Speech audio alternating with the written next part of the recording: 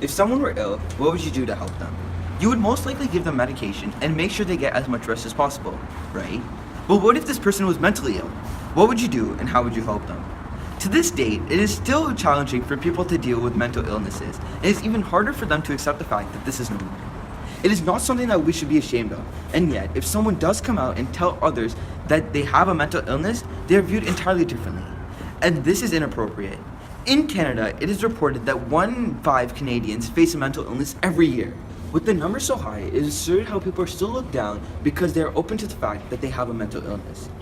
Unfortunately, many people hide the fact that they have a mental illness because they are afraid of the backlash that they will receive if they speak about having a mental illness. With society not understanding how important this matter is, those with mental illnesses are harming themselves each and every day when they are not getting the attention they need in order to get better.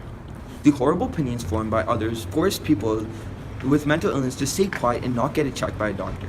Almost 50% of people who feel that they are suffering from depression or anxiety did not go and get it checked by a doctor. Considering that Canada has free healthcare, people did not go because of the cost of getting their potential problem checked, but because they feared the judgment that would come if someone were to find out that they were diagnosed with depression or anxiety.